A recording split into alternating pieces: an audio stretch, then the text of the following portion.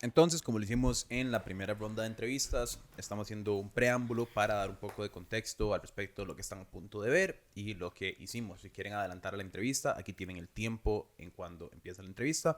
Y para dar el contexto inicial, acabamos literalmente de terminar la entrevista con Figueres. Entonces, estos son nuestros pensamientos inmediatos de lo que acaba de pasar. No sé si empezamos por dar un contexto de cómo esta entrevista difiere de la primera que dimos. Sí. A mí me parece importante destacar eso.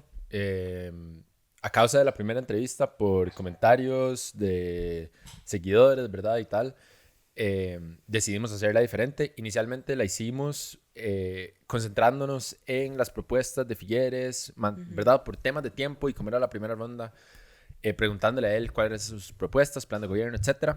Según nosotros también asumiendo que son en su pasado, era algo ya conversado a fatiga. O sea, si alguien busca la Sí. Alcatel, puedes encontrar la entrevista de Senador Santos en Madrid, o si Exacto. quieres ver la leche. O sea, son temas que no pensamos. Sí, como comunicadores tomamos la decisión de simplemente concentrarnos en otras cosas y por eso obtuvimos muchas críticas o sugerencias, digamos, de que y por qué no le preguntaron de su pasado, ¿verdad? Entonces, en esta entrevista empezamos por eso y le preguntamos sobre, yo creo, casi que todas sus controversias y por todas las cosas que se le cuestionan. Intentamos. Sí, caso Chemis, el caso de las minas, que muchas veces es poco mencionado, el caso Alcatel, Incofer, Incofer, cierre del Banco Anglo también. y los mismos achaques a Liberación Nacional. No Y solo de él. la actualidad de los casos de corrupción Corrupción. en el Partido de Liberación Nacional. Las preguntas o los contextos o las cosas que uno hace, no las hace ni siquiera por uno, lo hace porque uno es un intermediario entre la audiencia que no se puede sentar con Figueres y Figueres. Al mismo tiempo que pudieran decir, pero es que no entraron a debatirle este punto de Chemis o aquel de Alcatel. Ajá. Entonces no llegas a preguntarle de la otra cosa. Es un ejercicio de comunicación al final, como vos decías, ser un intermediario entre las preguntas que tienen las personas que van a hacer un montón y nosotros mismos y la información que hay disponible de una forma que se lo podamos como, ¿verdad? Presentar en este caso al candidato sin que sea, no sé, ilegal lo que estamos diciendo. Ajá, o exacto. fuera sin fundamento, ¿verdad? Entonces creo que es como, esa tarea, ¿verdad? Pesada que nos tocó, pero espero sí que haya sido un poco más, que haya satisfecho esa sed, que yo la entiendo, pero también creo que gira en torno a que Figueres es un expresidente y una figura política con demasiada historia, ¿verdad? No todos los otros candidatos y candidatas eran así, y creo que por eso es que tomamos esa decisión, porque, ¿verdad? A veces siento que nos han achacado estar comprados, estar de un lado, y es como... Y no, lo digo así abiertamente porque igual lo van a decir en los comentarios, ¿cierto? No. Entonces, es como, no lo estamos. Simplemente quisimos, hasta cierto punto, pienso yo, jugar limpio y darle la oportunidad a cada uno de hablar de lo que estaba poniendo en la mesa para esta campaña electoral. Pero ya nos tomamos la tarea de, ahora en segunda ronda, que obviamente él está disputándoselo con Rodrigo, de hacer todas esas preguntas históricas que la gente estaba esperando, ¿no? Y es que más allá yo creo que evidencia en su enteridad el punto de que si vas a hablar de eso, entonces no puedes hablar de educación, no puedes hablar de salud, no puedes hablar de infraestructura, no puedes hablar de pobreza en profundidad. Es imposible, porque... De y hecho, ahora no estos no van a nos ser dio reclamos. tiempo. Exacto. Ahora No estos nos van a dio ser tiempo. reclamos. Entonces, por eso digo yo, o sea, ya la entrevista duró casi 2 horas. Entonces ya es por naturaleza mucho más extensa que cualquier entrevista de casi que cualquier otro medio que se ha tenido en televisión o en internet o en radio. Porque también le preguntamos cosas que nadie nunca le ha preguntado. Pero lo que me lleva a decir es, ojalá esto entonces evidencie la razón y el motivo por lo cual uno no hace esto en una primera instancia. Ahora, si el reclamo es, pero ¿por qué no le preguntaron del plan de gobierno? Pueden irse a la entrevista la otra, anterior. porfa, gracias. Y, mae, si quieren saber más detalles para contextualizarse sobre esta entrevista, pueden ver, los invito a ver el Hasta Ahora de Figueres Sí. antes de ver esta entrevista. Ustedes también infórmense y busquen, ¿verdad?, sobre estos casos. Nosotros los ponemos sobre la mesa y le hacemos la pregunta a Figueres, pero no podemos asegurar que todo lo que haya dicho sea verdad o no lo sea, ¿verdad? Es que ahí donde entra también la responsabilidad personal de cada Exacto. persona. Ahí está la pregunta, ahí está la respuesta.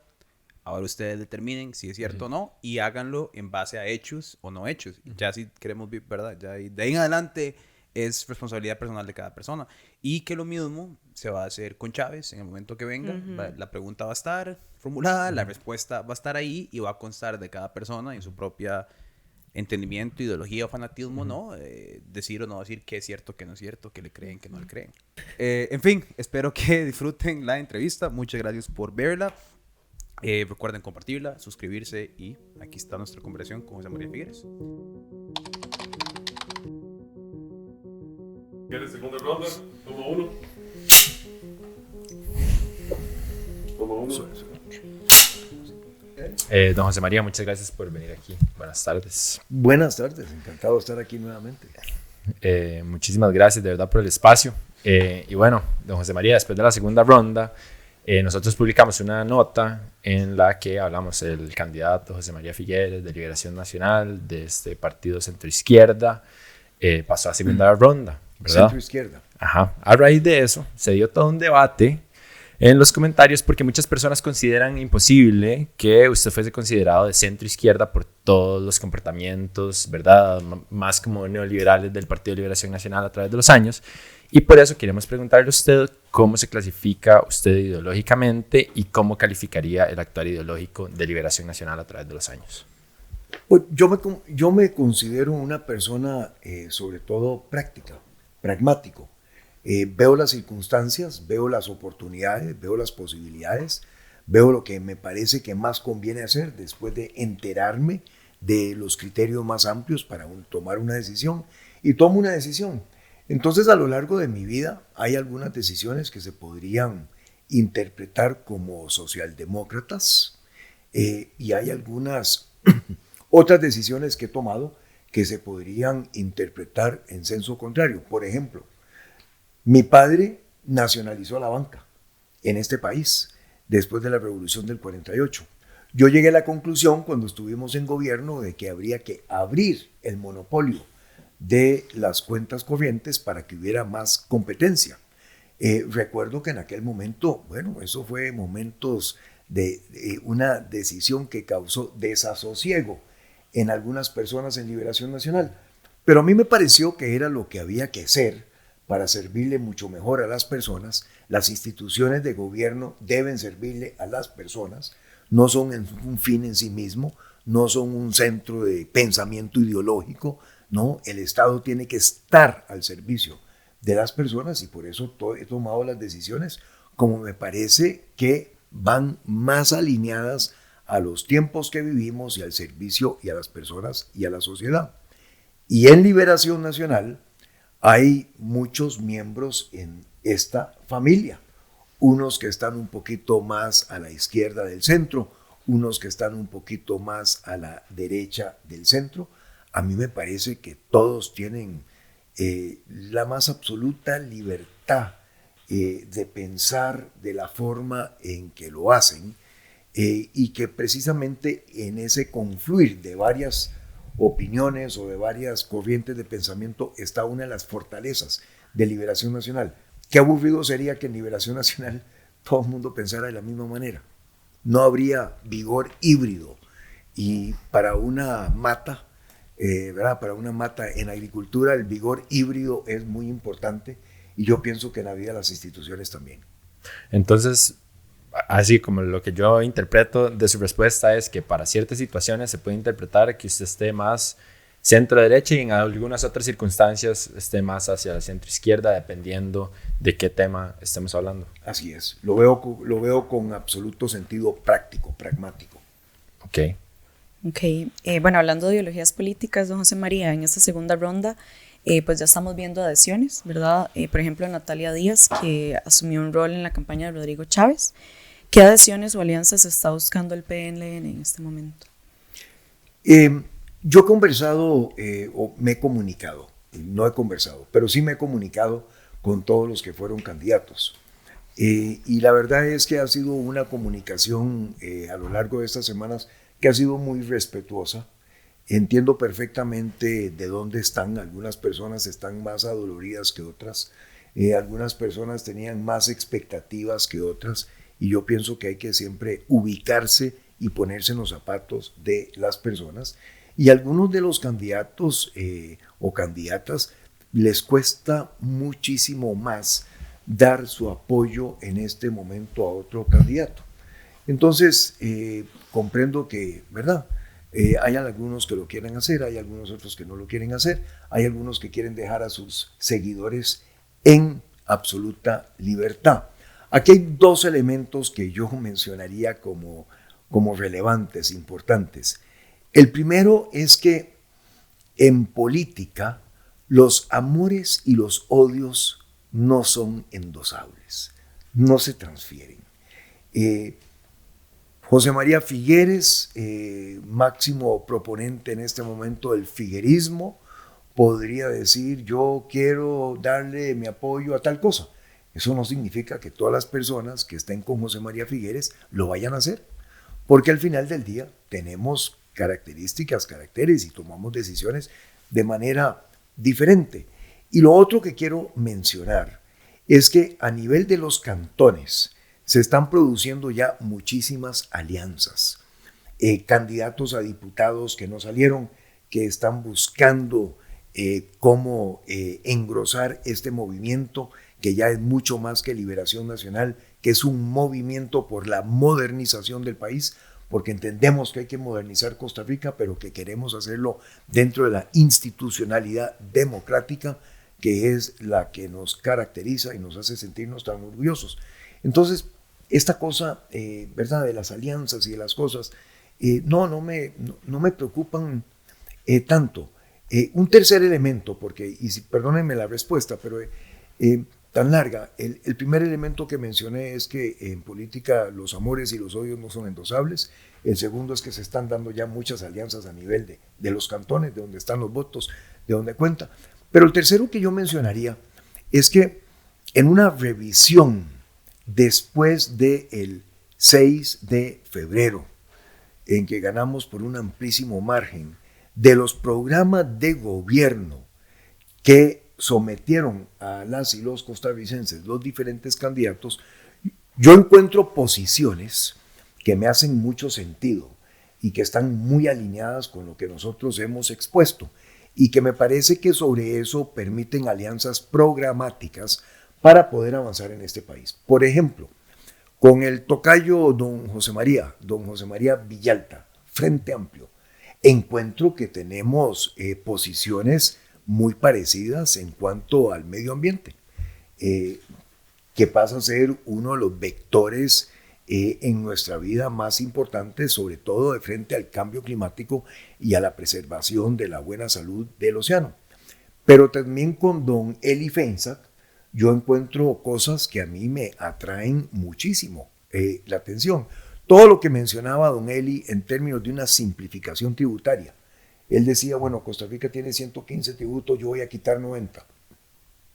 Tal vez se le fue un poquito la mano, pero que necesitamos una simplificación tributaria, la necesitamos. Que no necesitamos ningún nuevo impuesto, como él lo decía, también estoy de acuerdo con eso. Que necesitamos una convergencia de opiniones nacionales para poder avanzar hacia un sistema de educación que sea el resultado de una política de Estado y no de gobierno, también estoy de acuerdo con Eli en eso. Y puedo coincidir perfectamente con Fabricio en cuanto a la necesidad de escáneres que él mencionaba, ¿verdad?, como un elemento muy importante en el país y como algunos otros elementos. Entonces, eso creo yo que refuerza otra vez su pregunta de que si yo soy de centro izquierda o centro derecha. No, soy una persona práctica, me gusta buscar lo que mejor sirve a las circunstancias del caso. Don José María, después de la segunda ronda, ya Liberación Nacional entrando más cercano al poder, se empiezan a salir un poco más de los reproches históricos y actuales a Liberación. Uno de estos y los mayores reproches que se le dan es que se alega que hay un clientelismo político. Ustedes hablan de una nueva liberación, pero a pesar de eso vemos acciones que tal vez no hablan de esa renovación.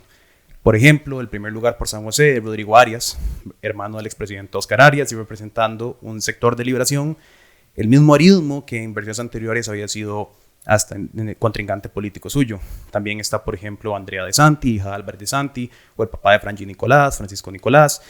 Es decir, para muchas personas, eso se podría argumentar que no solo es como clientelismo, pero hasta que existen venas de nepotismo dentro del mismo Partido de Liberación Nacional. ¿Qué le dice usted a esas personas que ansian por un cambio, mismos liberacionistas que dicen que tal vez tiene que haber una renovación del partido, pero que tal vez dicen, vemos a los mismos de siempre o los familiares de estos entrando a la asamblea ya? Pietro, lo primero que le digo a esas personas es que puedo entender que así lo estén viendo a la vista de una manera como se ve, pero también les diría que por favor, ¿verdad? Quitemos un poquito el barniz para ver qué es lo que hay detrás de eso. Y lo digo en el siguiente sentido. Miren, no hay un programa de gobierno más revolucionario que el que hemos sometido en esta oportunidad al electorado costarricense. No hay un programa más transformador del Estado costarricense que lo que nosotros hemos propuesto. Cuando nosotros decimos que queremos avanzar a un país que tenga la mitad de las emisiones de carbono, que queremos abolir constitucionalmente el petróleo y el gas, no hay nada más revolucionario que eso que se haya propuesto en el campo energético. Cuando decimos que queremos avanzar a tener mucho más inversión privada de las cooperativas del ICE en la generación de renovables para producir hidrógeno verde que sustituya los hidrocarburos, no hay nada más revolucionario y transformador que eso. Cuando nosotros decimos que queremos avanzar a la exportación de servicios médicos en una gran alianza público-privada entre los hospitales de la Caja y el sector privado de la salud en Costa Rica, porque tenemos a 500 millones de habitantes al sur del Panamá, 500 millones de habitantes al norte, estamos centrados para poder hacer lo que hizo Singapur en el sudeste asiático, exportación de servicios médicos. No hay nada más revolucionario que eso. Entonces, para ir a un gobierno que en el buen sentido de la palabra es revolucionario, es transformador de fondo, porque lo que estamos planteando es una nueva Costa Rica, con oportunidades, con empleo bien pagado, tecnológicamente avanzada, usted necesita gente de experiencia. ¿O es que vamos a seguir apostando a los experimentos políticos? No, yo necesito un equipo, una selección nacional que tenga experiencia, que tenga sangre joven también, porque hay que ir pensando en los relevos generacionales, pero que sobre todo contenga experiencia para una negociación en la Asamblea Legislativa.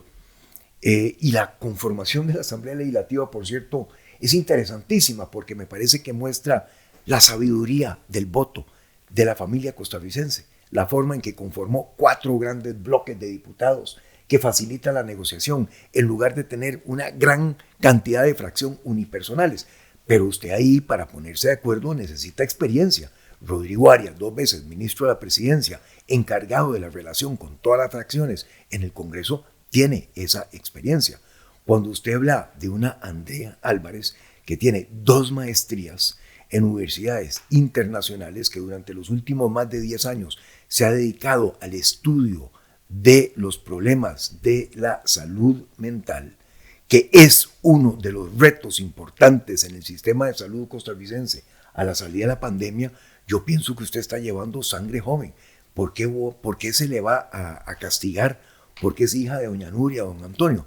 Pero cuando usted me habla de que en Limón llevamos a Catherine de diputada, que no cumple los 35 años, que es una muchacha joven, emprendedora, la mamá hace los mejores ginger cakes del Cantón Central de Limón y que es una persona esforzada, o cuando usted me habla de que llevamos a la primer diputada indígena en la historia de este país, Sonia Rojas, hija de pastores, una bribri de Buenos Aires, educadora.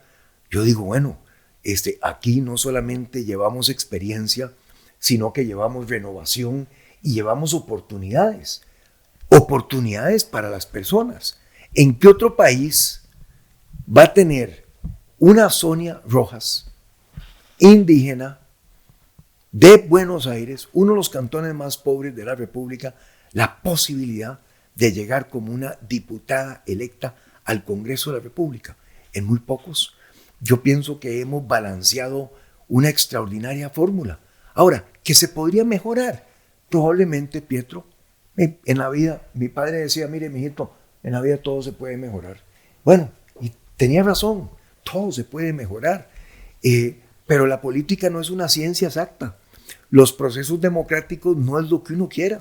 Cuando uno va a las asambleas del partido y ahí se ponen los delegados de los partidos a escoger con el voto quién avanza, quién no avanza, eso no es una ciencia exacta. Uno hace un esfuerzo por acertar, pero yo pienso que en términos de un gobierno transformador como el que vamos a hacer en este país, un gobierno que ponga el Estado a la par de las personas y del sector de la producción nacional, llevamos una extraordinaria selección.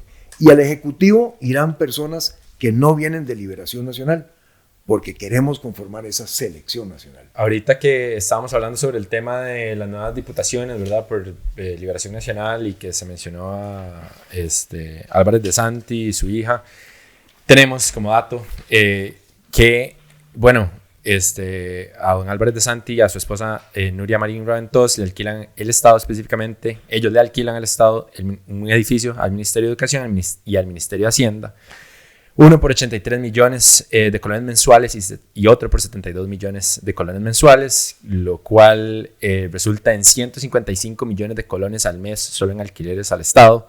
Y es claro que después de todos estos años de pago de alquiler, el Estado costarricense pudo haber adquirido o construido múltiples edificios propios. Su contrincante político se refiere a este tipo de gestiones como política de amigotes o cronyism en inglés. Podemos esperar reales reformas del gasto público y política pública si dentro del mismo Liberación Nacional y su bancada legislativa actual hay personas quienes lucran o se ven beneficiadas, ¿verdad?, de este gasto público desmedido. Por supuesto que sí podemos esperar cambios transformadores. Una de las cosas que yo tengo como anhelo es dejarle a este país una ciudad-gobierno moderna, en donde en un edificio, por ejemplo, podamos albergar a todas las instituciones del sector social y en otro gran edificio a todas las instituciones del sector económico. Ese modelo lo he visto en varios países. Aquí en América Latina lo tiene Ecuador. Y es una extraordinaria eficiencia la que se logra cuando todos los ministerios y las instituciones de un sector como el que económico en este campo se pueden realizar. Y para eso el Estado tiene terrenos que no necesita comprar. Las explanadas y el terreno que tenemos donde está el Ministerio de Obras Públicas y Transportes hoy en día son extraordinarias para una ciudad-gobierno que además en su construcción genere miles de oportunidades de trabajo, porque no hay nada que reactive la economía o pocas cosas como la construcción. Y a eso vamos.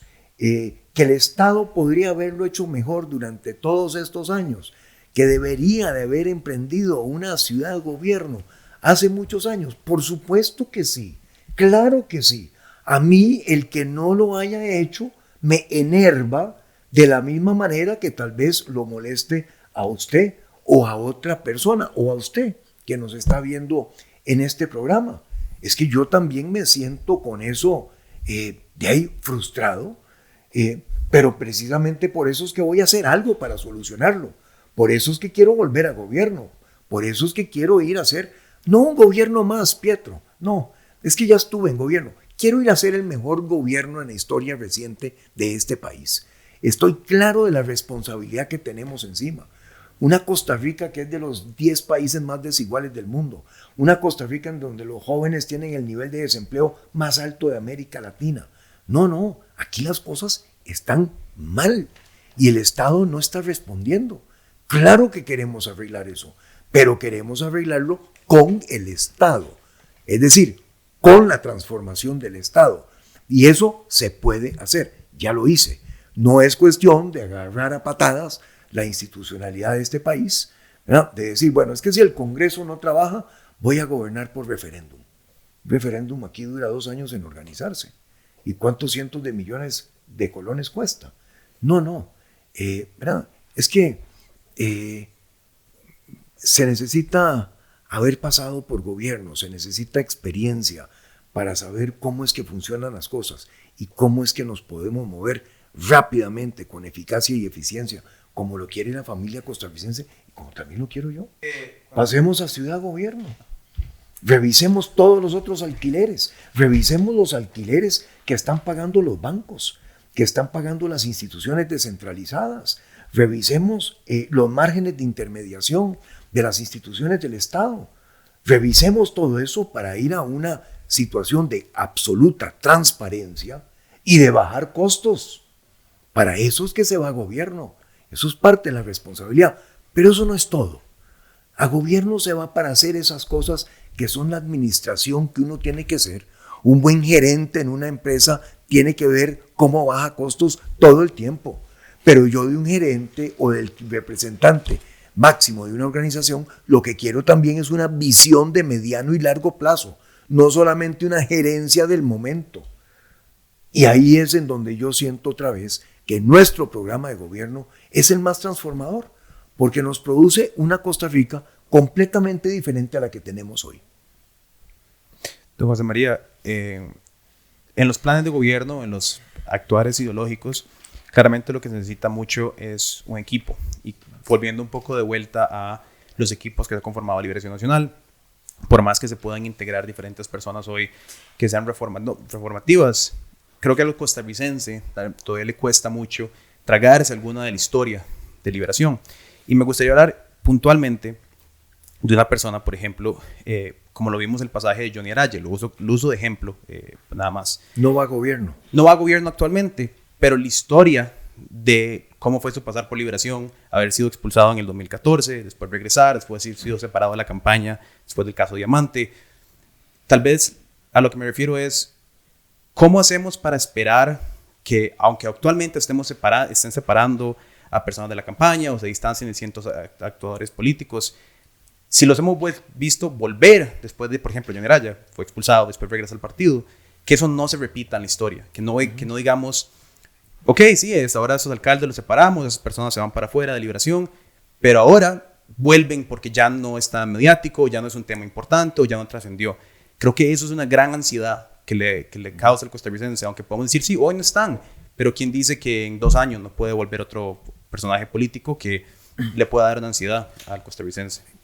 Me parece que es una muy buena pregunta y también puedo comprender, ¿verdad?, cómo se ve eso con preocupación. Pietro, yo empezaría por, si usted me lo permite, y lo hago con todo respeto, ¿usted se recuerda quién fue presidente del Partido Liberación Nacional cuando nos tocó la expulsión de don Johnny Araya? Sí, claro, usted lo expulsó del partido. Efectivamente, me lo cobran. Me lo cobran muchas personas en Liberación Nacional. Como persona humana, ¿verdad? Como persona humana, puedo entender a las personas o puedo entender a don Johnny, pero como responsable de un partido político, yo tomé la decisión que debía de tomar de acuerdo con mi conciencia. Cuando como presidente del partido me paré en Asamblea Nacional del Partido de Liberación Nacional a decirle, alto, ustedes 2 o 3 o 4 personas en aquel momento, ustedes no avanzan como candidatos a alcaldes en Liberación Nacional, me paré, lo hice, porque eso es lo que dictaba mi conciencia. Y al final del día, en la vida, uno es responsable de sus propias actuaciones, no de las actuaciones de los demás. Yo cuando tuve que tomar esas decisiones, las tomé y las tomé con valentía. Y las volvería a tomar hoy y las tomaré en gobierno si tengo que separar a alguien que cometa alguna irregularidad, cualquiera que sea. Porque estoy claro en mi responsabilidad. Porque además tengo la convicción de que este gobierno o es extraordinario en su comportamiento, en lo que hace, en lo que facilita el avance hacia el bien vivir, o quién sabe qué va a pasar aquí dentro de 4 años cuando lleguemos a las próximas elecciones. Don José María, en ese sentido no puedo evitar preguntarle sobre qué piensa sobre el caso de Gustavo Viales y Carlos Viales. Con todo el tema de que el Carlos Viales, Gustavo Viales, ¿verdad? Visitó la casa de un presunto narcotraficante y que en la finca de Darwin González, un presunto narcotraficante, construyeron un puente con fondos de la Municipalidad de Corredores. Bueno, siento la misma indignación que puede sentir cualquier costarricense. Siento la misma indignación. Y por eso es que no están en la campaña. Y por eso es que Gustavo Viales no está fungiendo como secretario general del Partido de Liberación Nacional. Yo siento la misma indignación. Yo también yo no soy, ¿verdad?, aterrizado de Marte o de Júpiter. No, yo soy un costarricense, me siento orgulloso de mi país. Yo amo este país, como ustedes también lo aman, y como usted también. Cuando suceden esas cosas, yo siento el mismo coraje y el mismo nivel de indignación. Ellos tendrán que responder ante las autoridades competentes, el Poder Judicial, como debe responder cualquier persona en este país. Pero ya que usted me plantea algo que tal vez, o posiblemente, como sea, pone el tema del narcotráfico sobre la picota, déjeme decirle que de las preocupaciones que tengo es el retomar la seguridad ciudadana en este país y el combate de la narcoactividad. Un Estado tiene dos responsabilidades fundamentales. Una es cuidar, garantizar el territorio nacional. Y la otra es, por supuesto, resguardar bien y garantizar la seguridad y el desarrollo de las personas que viven en ese territorio, en el Estado. Y como Estado estamos fallando en el tema de la seguridad ciudadana, sobre todo con respecto a las mujeres.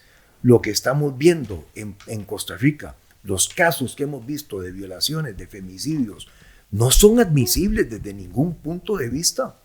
Todas las personas tenemos derechos y en esta sociedad hay que hacer valer esos derechos. Y en ese caso, las autoridades deben actuar y actuarán con mucho mayor contundencia, porque se deben respetar los derechos de las personas. Pero en el caso de la narcoactividad, voy 3 puntos más allá.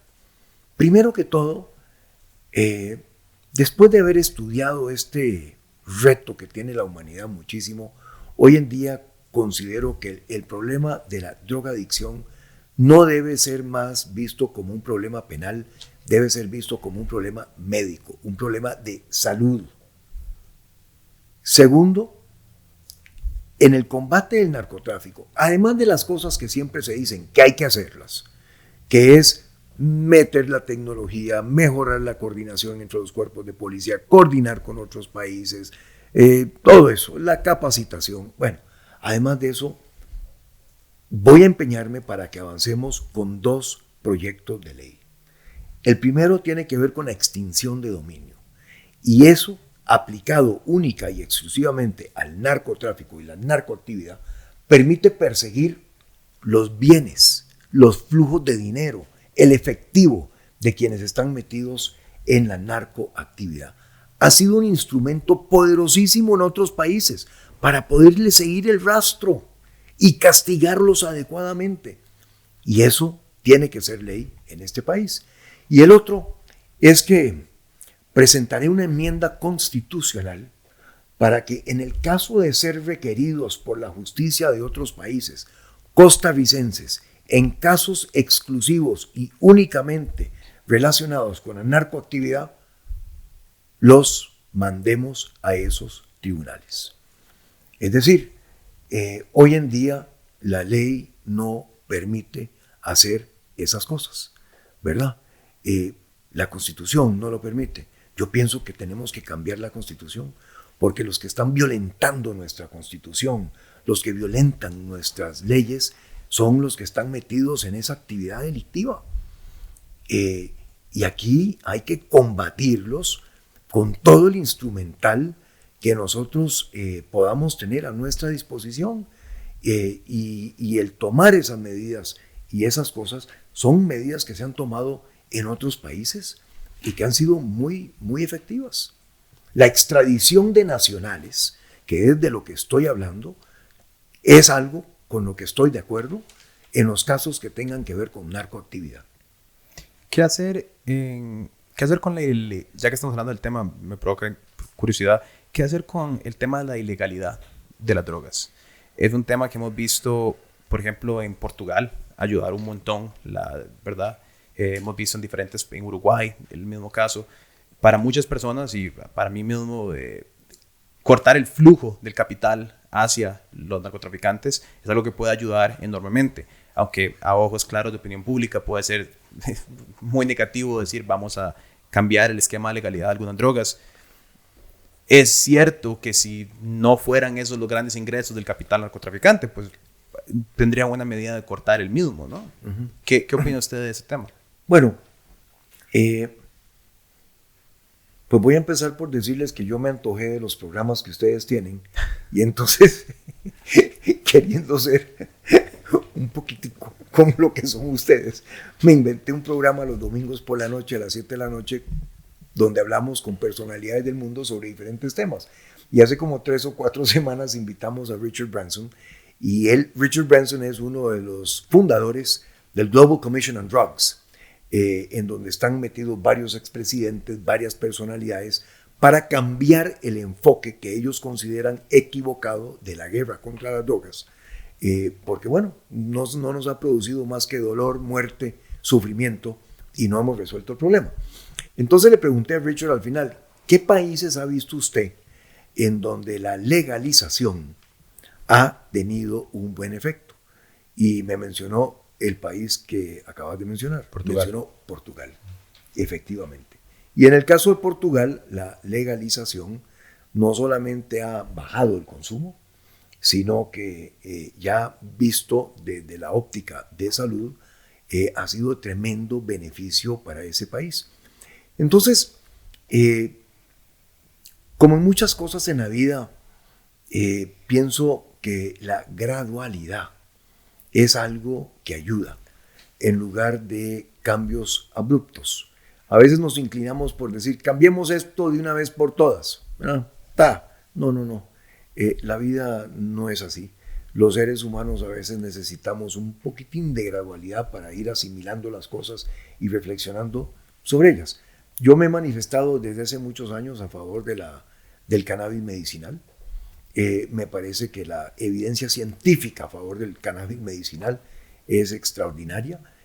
Pienso que de ahí podríamos avanzar a contemplar lo que es el uso recreacional y pienso que podríamos avanzar por el camino que ha avanzado Portugal con otras drogas, que ciertamente empieza a tratarlo entonces, como dije hace unos minutos, como un problema de salud en donde se le ayuda a las personas.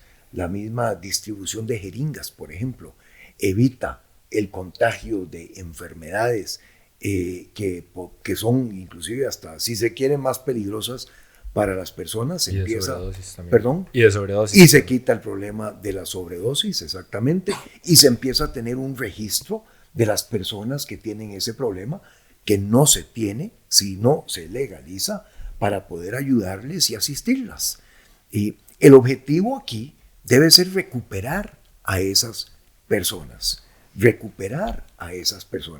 Y ahí es en donde yo me siento también tan orgulloso de programas que veo que están haciendo iglesias de diferentes denominaciones en este país. Yo he citado y cada vez que paso por ahí, por el Centro Canaán, aquí en Alajuelita, cerquita donde estamos, y veo lo que ha hecho el pastor Carlos Córdoba, la reinserción de personas privadas de libertad, que a mí me parece extraordinario lo que hace. Y en este país tenemos un nivel de reincidencia al 70%. Eso no es vida para esas personas y para sus familias, ni para la sociedad que sufre de las fechorías, si lo queremos llamarlo, que hacen, o de las cosas que no quisiéramos que hicieran. No, aquí de lo que se trata es de que entendamos los derechos de las personas en el más amplio sentido de la palabra, que veamos a ver cómo Costa Rica sale de esta crisis aprovechando este gran trancazo que nos hemos dado para dar un potente salto adelante, curando ya definitivamente muchas de estas cosas, para lo cual estoy convencido que tenemos la capacidad de hacerlo.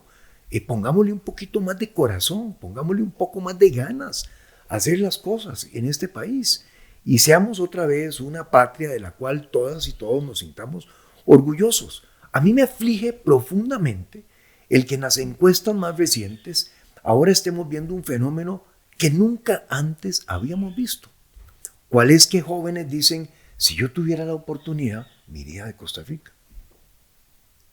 Eso nunca antes se había dado en este país. Nunca. Y ese cambio es una tristeza profunda. Es decir, ¿cómo va a ser que jóvenes, jóvenes que son presente, que son futuro, que son buenas vibras, que son sangre joven, que son llenos de entusiasmo, de dinamismo, estén pensando en irse? Eso no puede ser. Don José María, aprovechando que ahora usted está hablando de ir gradualmente y también ahora de este descontento, ¿verdad? Sin pausa, pero sin prisa. Sin pausa, pero sin prisa. De este descontento de las personas jóvenes, yo quería hacer como una introducción a esta parte de la entrevista. Bueno, nosotros en la entrevista anterior que realizamos al inicio, ¿verdad?, con usted de la campaña, como profesionales de la comunicación decidimos enfocarnos más en sus propuestas y en temas de actualidad, así como le estábamos dando la oportunidad a los demás candidatos y candidatas, y también por cuestiones de tiempo, ¿verdad? Sin embargo, muchos de nuestros seguidores, que usted sabe que es una audiencia joven, ¿verdad?, pedían y hasta exigían que preguntáramos sobre diferentes controversias de su pasado. Claro. Con eso dicho, quisiera iniciar hablando con usted sobre el caso Chemis. Uh-huh. En redes sociales hay un video de Juan Diego Castro, que bueno, en algún momento fue su abogado en este caso y posteriormente su ministro de Seguridad. Y él comentaba en este video en redes sociales que este caso lo montaron Oscar Arias y Rodrigo Arias en su contra y que él no entiende cómo usted y los Arias se reconciliaron. Tomando en cuenta que mucha de nuestra audiencia es joven, como le comentaba, y que no saben nada de este caso, yo incluida, que no había ni nacido en ese momento, queríamos preguntarle en qué consistió este caso y qué nos puede decir de estas fuertes declaraciones de Juan Diego Castro. Uh-huh. Ese es un caso antiquísimo, de por allá por los 1970s, en que lamentablemente, y digo lamentable porque todo fallecimiento es lamentable, lamentablemente falleció una persona que estaba dedicada al tráfico de drogas, y se me quiso vincular a mí como parte de ese fallecimiento de esa persona, que nunca llegó a nada, nunca fui ni siquiera cuestionado por ningún fiscal, ni llevado a juicio, ni mucho menos, pero se tendió toda una novela, inclusive se dijo que yo había participado en eso con otras personas porque esta persona que falleció le había vendido drogas a miembros de mi familia y entonces que eso había sido la forma en que yo me había desquitado. No, nada que ver. A lo largo de mi vida son muchos los falsos que se me han levantado. Ese es uno de ellos. Lo cierto es que José María Figueres nunca he tenido que llegar ni siquiera a ser cuestionado por ningún fiscal en este país. Y con respecto a Juan Diego, yo quiero decir en primer lugar que cuando él fue mi abogado, en ese caso fue un abogado en que yo era el que acusaba. No es que Juan Diego me estuviera defendiendo. Yo estaba acusando a los hermanos... los escritores. Sí. Romero. Gracias. Me había ido el nombre. Yo estaba acusando a los hermanos Romero, que eran los que habían escrito ese libro, que coincidentemente lo escribieron en la primera campaña del 94, o sea, algo de los 70s, entonces resulta escrito 20 y pico años después en el centro de una campaña política. Eso es lo primero que quiero decir. Valoro a Juan Diego como un extraordinario profesional en su campo. En algunas opiniones que él ha expresado sobre cosas que tienen que ver con el desarrollo nacional, estoy de acuerdo con Juan Diego, en otras no estoy de acuerdo. Para muchas personas es un referente en este país. Él tendrá su opinión sobre por qué es que yo he mostrado tener la capacidad de unir a la familia liberacionista. Yo no soy responsable de lo que él piense. En ese sentido, soy responsable de mis actos. Porque en la vida uno es responsable de lo que uno hace y de lo que uno dice, no de lo que digan los demás o de lo que hagan ellos. Y yo en esta oportunidad regresé a la política para unir, no regresé para pelear. No tengo tiempo para pelear. Ninguna persona en el campo político nacional es mi enemigo. Ni Rodrigo, ni Pilar, ni nadie. No, con ellos no es la cosa. La cosa es con lo que pasa en el país. Yo sí soy bueno también para pelear, pero no voy a pelear con las personas. Voy a pelear con la pobreza que hay en este país. Voy a pelear para que los niños tengan comida. Voy a pelear para que tengamos vivienda digna.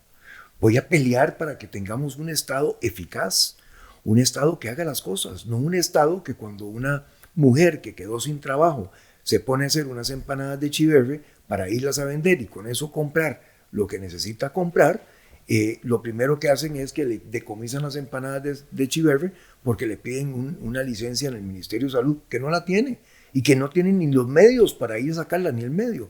A mí me indignó, yo no sé si ustedes lo vieron, o ustedes, me indignó hace unos meses cuando veo a una pobre señora que me dicen que fue en el Cantón Central de Limón, que anda ahí con un cochecito vendiendo unos limones. Pasa un vehículo de la fuerza pública, le pide el permiso, no tiene ningún permiso, le decomisan los limones, le decomisan el carrito. Yo no sé si ustedes lo vieron. Y la señora se pone prácticamente a llorar, se pone a gritar, se pone a decir, no se lleven, por favor, eso, me estoy ganando la vida. Puñeta, esas son cosas que lo conmueven a uno. Y esa es la realidad en que estamos. ¿Cómo está uno desperdiciando el tiempo aquí?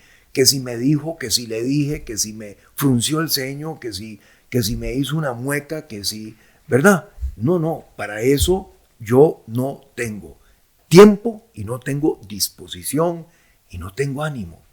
Los retos que tiene el país son extraordinarios y aquí tenemos que converger, que buscar puntos de coincidencia, que avanzar.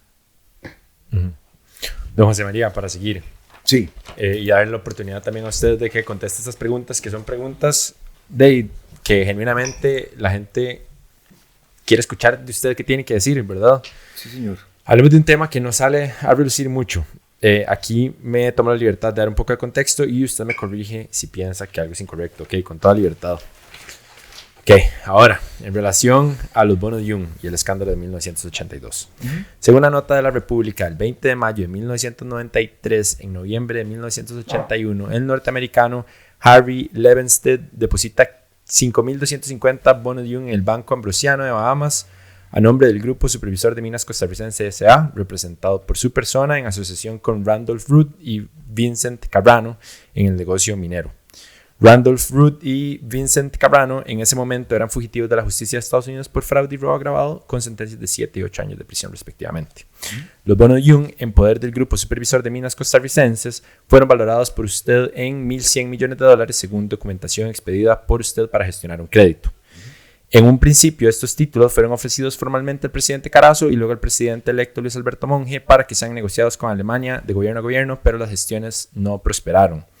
Luego, en otras notas de la República, se dice que usted terminó siendo estafado por Cabrano y por Rod, pero nunca presentó una denuncia al respecto. Entonces, nuestras preguntas son, ¿por qué estaba usted asociado con estos fugitivos de Estados Unidos en un negocio minero y por qué nunca lo denunció?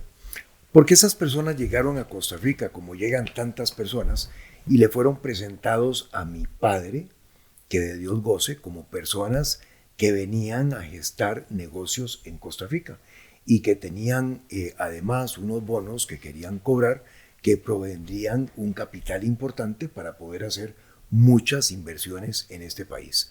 Bueno, en ese momento este servidor de ustedes estaba al frente de las empresas familiares, que por cierto estaban quebradas, porque me tocó recibirlas intervenidas por los bancos y me tocó también sacarlas adelante con una gran cantidad de trabajo y de esfuerzo.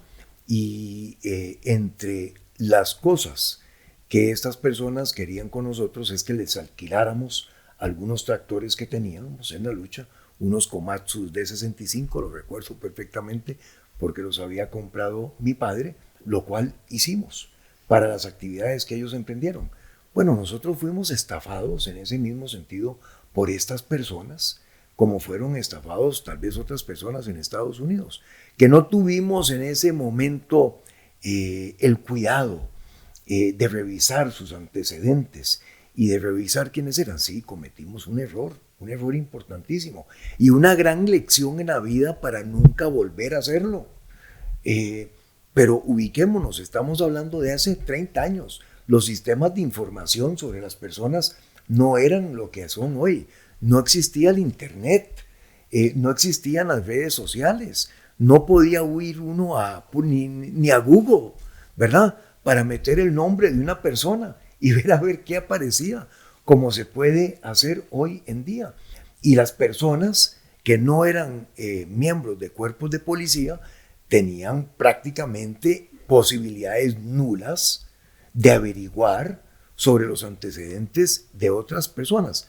Nosotros nunca le presentamos esa posibilidad de cobrar de gobierno a gobierno a los presidentes que usted menciona.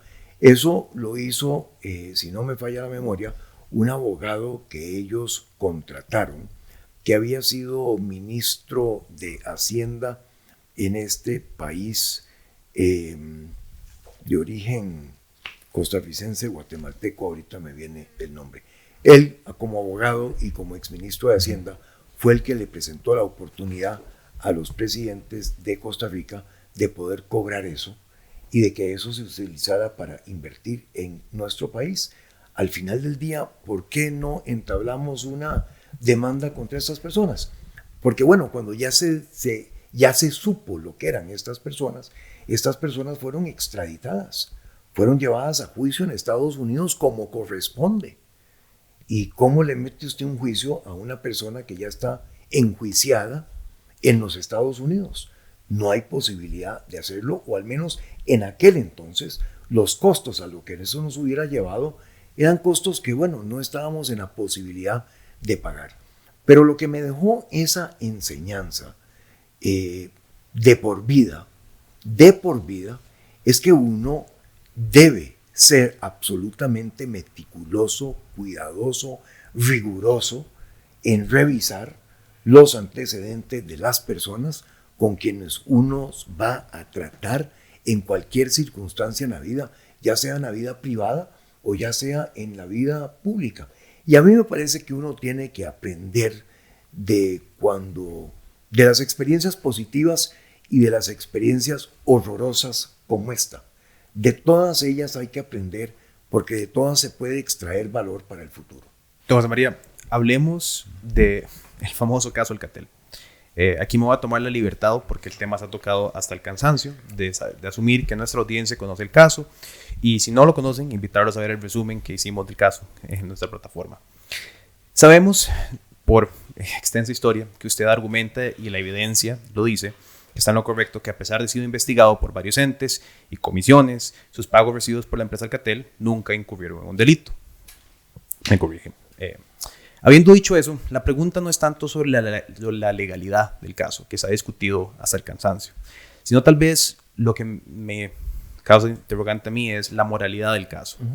¿Le parece a usted correcto, desde una perspectiva ética, hoy, viéndolo para atrás, que un expresidente de un país, el cual obviamente podría llegar a tener poder o influencia sobre el Estado por su posición o su exposición, cumple un rol de asesoría en cuanto a materias de licitaciones del mismo país que él presidió? Es decir, viéndolo para atrás, ¿considera usted que las actuaciones de ese momento fueron bien hechas? Todas las actuaciones a lo largo de mi vida, como profesional, como empresario y como funcionario público han estado no solamente dentro del marco legal costarricense, sino que han estado dentro del marco ético del desenvolvimiento que yo en ese momento tenía. Vamos a ver, ya yo ni siquiera era funcionario público. Había salido de gobierno hacía 4 o 5 años. En ese momento yo no estaba pensando volver a la política, ni mucho menos. Estaba desempeñándome en mi campo profesional, como me desempeñé durante 10 años antes de ir al servicio público. Y yo pienso, Pietro, que un profesional que va al servicio público durante unos años, como fui, con mucha honra y sobre todo con mucho agradecimiento a las y a los costarricenses que me dieron esa oportunidad, no tiene que quedar marcado para siempre de no poder volver a ejercer su profesión, más si está altamente calificado para ejercer su profesión y una asesoría como la que di en este caso. José María Figueres en ese momento, primero el presidente de la Fuerza de Tarea o del Grupo de Trabajo de Información, Comunicación y Tecnología de las Naciones Unidas. O sea, yo reportaba a Kofi Annan en cosas que tenían que ver con información, comunicación y tecnología en los países. Estaba en la junta directiva de Terramark, una empresa norteamericana con acciones en bolsa. Las acciones en bolsa son altamente fiscalizadas. Los miembros de la junta directiva todavía más, que se dedicaba a lo que era la construcción y la operación de NAPs, de Network Access Points, de data centers de alta sofisticación, entre los cuales teníamos uno, el NAP de las Américas en Miami, que manejaba el 85% del tráfico de voz, datos y video entre América Latina y el resto del mundo. Es decir, estaba en la junta asesora de British Telecom, ¿verdad? Que es, por decirlo, el ICE de Gran Bretaña, solamente que en la dimensión de Gran Bretaña. Entonces, sí, por eso es que digo que calificado para dar la asesoría que di en el libre ejercicio de mi profesión, nunca pensando volver a la política. Pero también aquí, Pietro, porque usted mencionó algo que me parece que es fundamental en el análisis de este caso, es que como lo ha dicho el propio fiscal de aquel entonces, don Francisco Dalanese, y el propio procurador de la ética de aquel momento, don Gilbert Calderón, que ambos investigaron mi caso hasta la saciedad, porque si hay algo que se hace en este país con vehemencia, es investigar a un político cuando se le dice que tal o tal otra cosa, ¿verdad? Ahí vamos sin límites hasta el fondo de las cosas. Viajaron a Francia 3 veces, viajaron a Estados Unidos 2 veces.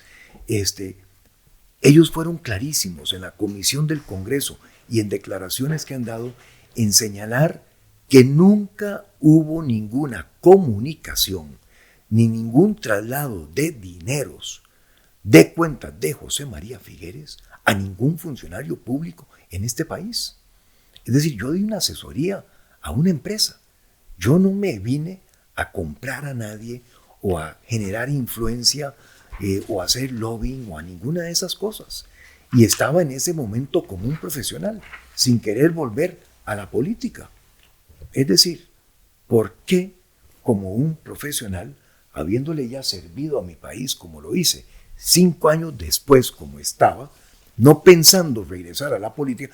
Si estuviera pensando en aquel momento en regresar a la política, pues nunca me hubiera ido a trabajar afuera, ¿verdad? Porque ¿para qué desconectarme si quería seguir metido en la política? No, yo dije, ya cumplí, tengo 12 años de estar en el servicio público como ministro, como presidente de la República, ya cumplí, me voy a cultivar otros jardines, me voy a hacer otras cosas. Y por eso es que estaba afuera y estaba en el propio libre ejercicio de mi profesión. Ok.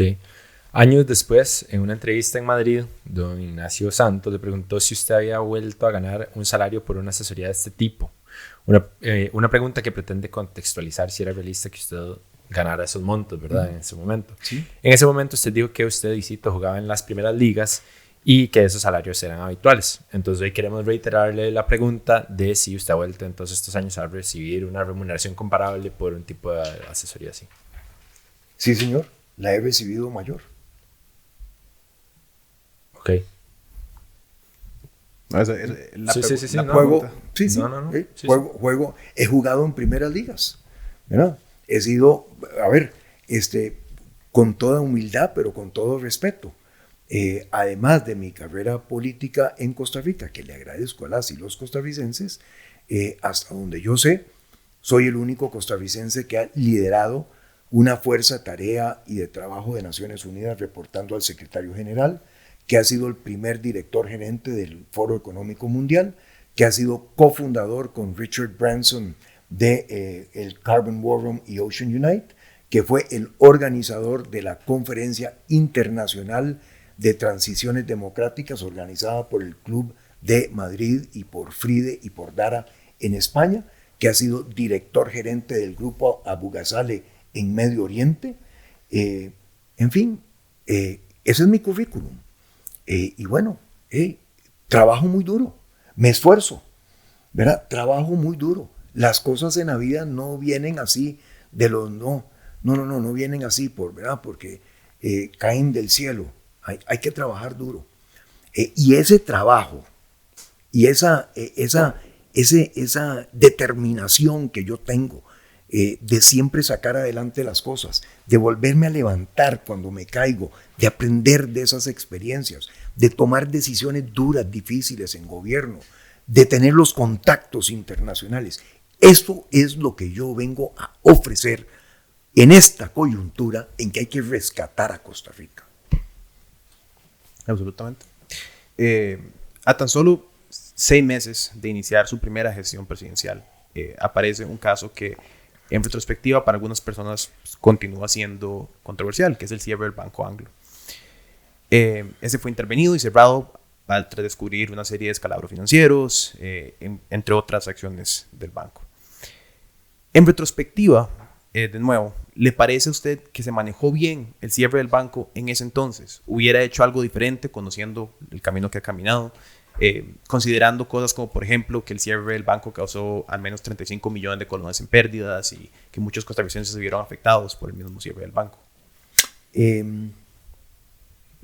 Bueno, primero empecemos por las personas, que es lo más importante. Ningún ahorrante en el Banco Anglo perdió ni un solo centavo. A todas se les pagaron todos sus ahorros. Los que tenían dineros en cuentas corrientes pudieron retirar todos sus dineros.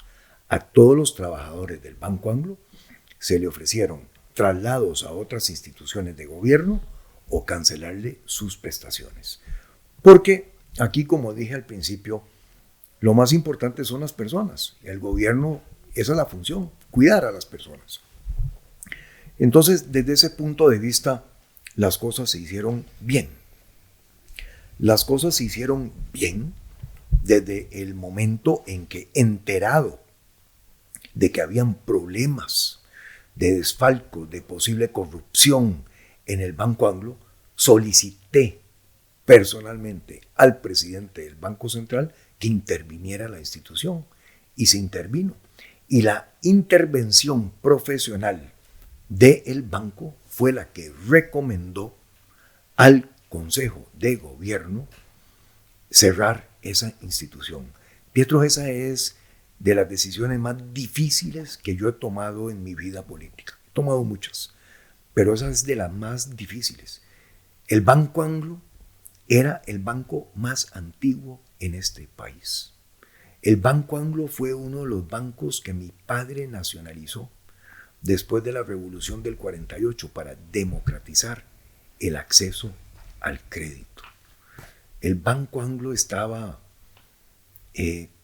bueno, en fin, yo quiero decir como en el ADN, ¿verdad? Como está el sistema bancario nacional, que por cierto hoy tengo grandes y profundas decepciones del papel que está jugando la banca estatal en este país, porque no está ayudando a la familia costarricense como debería. sobre todo en momentos de crisis, pero volvamos al banco. Pero yo recuerdo que en aquel momento, luego de recibir al interventor, don Rodrigo Bolaños, nunca se me va a olvidar, en la sala del Consejo de Gobierno, y luego de escuchar la discusión de los ministros, tomé la decisión de cerrarlo. He pagado un alto precio político por esa decisión, porque no se ha comprendido, porque no se ha entendido, porque, bueno, se piensa que tal vez hubiéramos tenido otro camino. Si hubiéramos tenido otro camino, no lo hubiera cerrado. Ese era el camino más difícil y sin embargo lo tomé. Y esos son los momentos cuando uno está en una posición de liderazgo. ¿No? Detrás, cuando uno escucha todas las decisiones, todos los consejos, y al final de todos los consejos y todo lo que hablan las personas y todo lo que dicen y sus opiniones y los hechos, hay un silencio y se espera que el líder tome la decisión final. Eso es a lo que se enfrenta muchas veces el presidente de la República, y cuando uno está en una situación de liderazgo al frente de cualquier organización. Yo he tomado esas decisiones basado en la mejor información, pensando en las personas y en el bienestar colectivo, porque la alternativa era mantener un banco enfermo que hubiera contagiado a los otros bancos del sistema y que hubiéramos tenido un descalabro financiero. Cuando hay gangrena o infección severa, hay que cortar, porque hay que salvar el resto del organismo. Y eso es lo que me tocó hacer. Y si tuviera que volverlo a hacer hoy en día, lo haría. Lo haría. Primero siempre evalúo todos los hechos, exploro todas las alternativas y después tomo las decisiones. José María, bueno, en este recorrido de cierres de instituciones que le achaca la sociedad costarricense, ¿verdad? Uno que sigue sonando mucho y se le sigue achacando es, bueno, en el cierre del Incofer. Sí. Que en su momento usted lo justificó por una malversación de fondos. No, perdón, nunca eso. Lo justifiqué porque nos costaba 6 millones de colones en subsidios por día. Y el excesivo gasto del organismo por el servicio que le otorgaba a los costarricenses, Sí. como se acaba de decir. Sin embargo, hay personas que señalan su relación con empresas autobuseras y por ende un interés personal de su parte en su momento de cerrar la institución. Igualmente, quiero rescatar que en su plan de gobierno actual se menciona que se impulsará de forma prioritaria el tren eléctrico de pasajeros de la GAM en caso de conseguir el financiamiento necesario. ¿Podemos realmente, sería la pregunta, esperar un cambio en cuanto al manejo del Incofer y las opciones de transporte público, alineado además a sus promesas, ¿verdad?, de llevar a Costa Rica al futuro de las energías renovables? Sí, por supuesto que sí, lo considero como una parte de la modernización importante de este país. ¿Qué es lo que queremos las y los costarricenses? Queremos un sistema de transporte público integrado que nos lleve de origen a destino, que es el objetivo de todo transporte, de origen a destino, de una manera cómoda, económicamente eficiente y con alta seguridad. Y en eso, entonces, el avanzar del sistema que hoy en día tenemos hacia un sistema integrado que integre, valga la redundancia, diferentes modalidades de transporte que van desde las bicicletas para llegar a una parada de autobuses en donde haya un parqueo para bicicletas con seguridad, o a una estación de ese tren, como se ve tantas veces en países que tienen un sistema integrado de transporte y en donde usted puede ir cambiando de un sistema a otro para llegar de origen a destino de una manera eficiente, es lo que nosotros queremos. El transporte público en este país se nos ha quedado en ese sentido rezagado, a pesar de que hay muchas personas y cooperativas también que se han dedicado con muchísimo esmero a intentar tener los mejores autobuses y los mejores servicios y bueno, y brindar dentro de la medida posible lo mejor que se puede.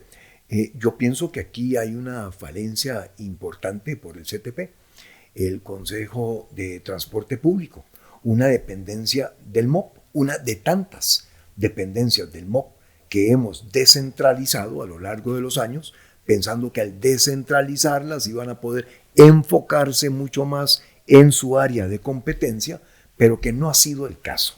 Y hoy en día hay que volver a recoger esa gran cantidad de instituciones, 11 o 12, poner orden en la casa y que haya una clara rectoría política por parte de la ministra o ministro de Obras Públicas y Transportes, porque al final del día lo que queremos y lo que necesitamos en Costa Rica es que haya rendición de cuentas, que los que vamos a gobierno rindamos cuentas. Y por lo tanto, bueno, ya me desvié aquí de su pregunta del tren, pero no quiero volver a rendición de cuentas. Sí, y en la próxima pregunta. Bueno, perfecto. Sí. Okay. Pero quiero terminar de contestarle. Sí quiero que avancemos en esa dirección. Me he manifestado a favor de un sistema interurbano. Me parece que los 2 préstamos que se negociaron en condiciones absolutamente extraordinarias. Por eso le he pedido a los diputados y diputadas que aprobaran los préstamos. Sin embargo, prefiero que con los préstamos en la mano, Costa Rica saque un cartel internacional en donde le diga al mundo, mire, tenemos por un lado esta necesidad de transporte, por otro lado tenemos estos recursos. Ahora sí, mundo, venga, dígame, ¿qué me ofrece? ¿Qué modalidades de transporte y cómo se establecen esas modalidades? Es decir, no me parece que nosotros debamos decirle al mundo que queremos un ancho de vida tal, con un voltaje tal para las locomotoras, con tantos carros por tren, porque eso es limitar las alternativas y las posibilidades. Y me parece que teniendo una oportunidad de escoger de lo mejor al mejor precio competitivo, nosotros no debemos de ponerle condicionamientos a los fabricantes del mundo. Eso con respecto al tren. Estoy a favor también de otro tren, que es el TELCA, el Tren Eléctrico del Caribe. Es aprovechar 115 kilómetros de vía soldada que tenemos que rectificar y mejorar entre lo que es el Valle de la Estrella, el Cantón Central de Limón, llegando hasta Río Frío y construir otros 70 kilómetros para llevarlo hasta Muelle. Ese tren nace con un tránsito de 5 o 6 mil furgones por semana, que es ya una carga apreciable de carga de exportación, y eso nos liberaría tráfico en la Ruta 32, que es de las prioridades a las que tenemos que entrarle. Y en aquel entonces sí, tomé la decisión de cerrar el Incofer porque nos costaba 6 millones de colones al día, lo utilizaban el 3% de las y los costarricenses. En Costa Rica habían 400,000 vehículos, no 1.600.000 como hoy, de manera que no habían presas y no habían los problemas que hoy en día tenemos, y ocupábamos el dinero porque estábamos en aquel momento queriendo comprar, como efectivamente lo hicimos, laboratorios de cómputo para el 100% de las escuelas y de los colegios públicos. Habíamos traído Intel, queríamos avanzar con una nueva generación de costarricenses informatizados y bueno, cortamos un subsidio para poder avanzar. Por cierto que esto de las instituciones, a mí no deja de causarme extrañeza. Lo siguiente, por un lado, muchas y muchos costarricenses me reclaman, Figueres, usted cerró el Incofer, Figueres, usted cerró el Banco Anglo. Y por otro lado, me dicen, es que Figueres es un estatista, va a defender el Estado, no va a cerrar ninguna institución, no va a cambiar ningún programa. O sea, ¿verdad? Soy el único presidente que ha tenido el valor de cerrar instituciones de cuajo cuando hubo que hacerlo por medidas que eran necesarias. Pero también se dice, este es el estatista. No, eso es una ambivalencia que me cuesta comprender. Tal vez puede provenir de esa incertidumbre, tal vez, que causa no tener una ideología política, se pudiera decir, más definida, como comenzamos la entrevista. De hecho, que eso es una pregunta que tenemos, ¿verdad? Porque efectivamente, muchísimas personas dicen que, ¿verdad? Esto puede ser una continuación del PAC o que en cierto momento Carlos Alvarado habló de reformar Recope y obviamente eso nunca pasó. Pero cuando se habla hoy del cierre de instituciones, como usted dice, que ya hizo, no vemos necesariamente una clara definición de si eso se va a hacer o no se va a hacer. Y ya tenemos evidencia histórica, por ejemplo, el FANAL, ¿verdad? Consumiéndose el 95% del presupuesto del CNP en deudas. Tenemos a Recope, una institución que no me puedo imaginar haya un costarricense más allá de los mismos de Recope que realmente se sientan muy entusiasmados por la continuación de Recope, ¿verdad? Entonces, sí, creo que, como usted dice, hay una ambivalencia enorme en que muchos costarricenses le reclaman el cierre del Anglo y de Incofer, y otros, ¿verdad? Dicen como, esta es una continuación del gran estatismo. Pero tal vez es por esa misma falta de claridad que puede existir desde la primera pregunta.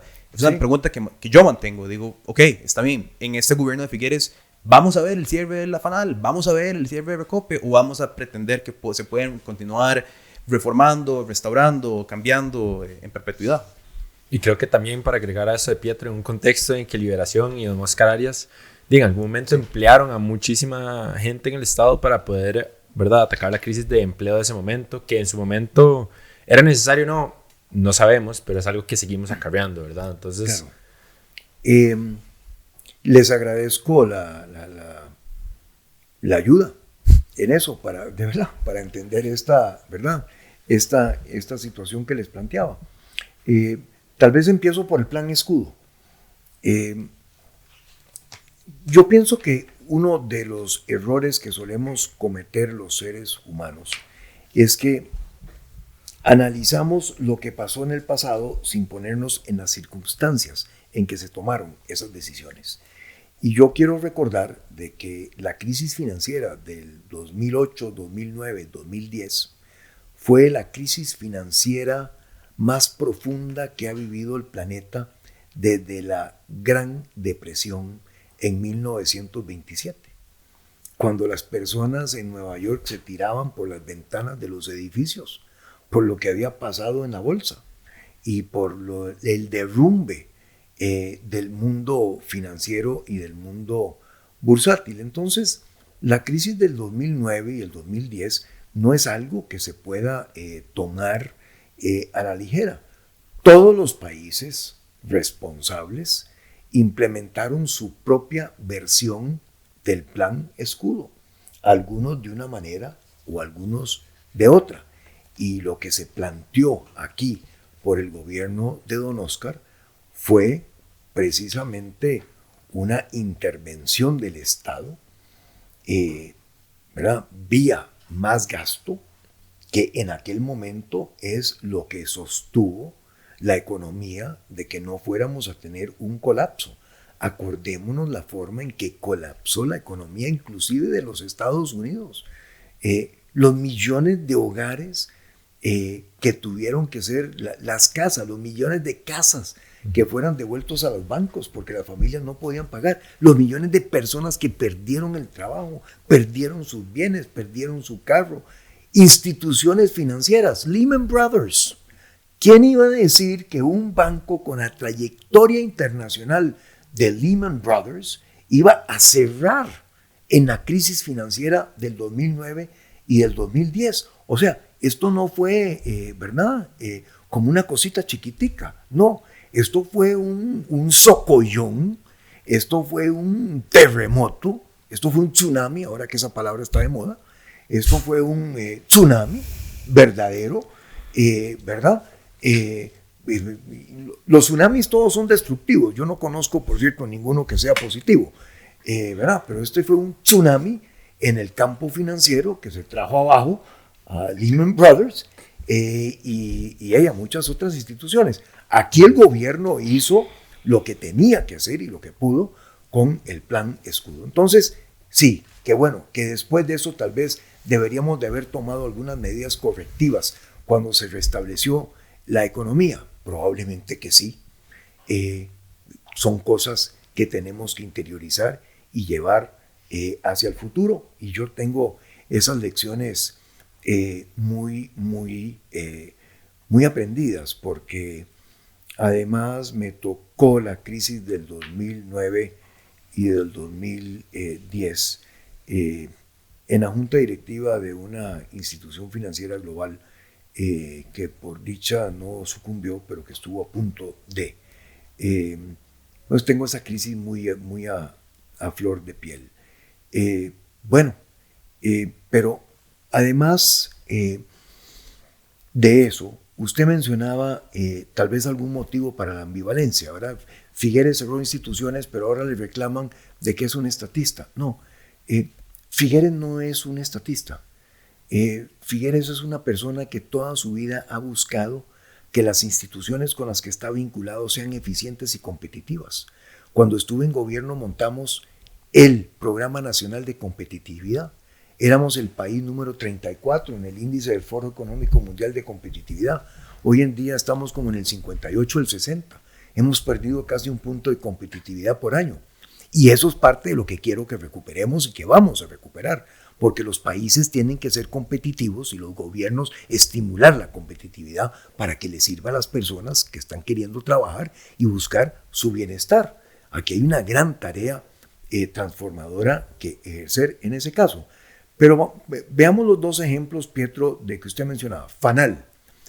Yo pienso que Fanal es un claro ejemplo de lo que debe ser una alianza público-privada, una integración vertical en un proceso industrial en donde la caña de azúcar se transforma en licores con mucho mayor valor agregado.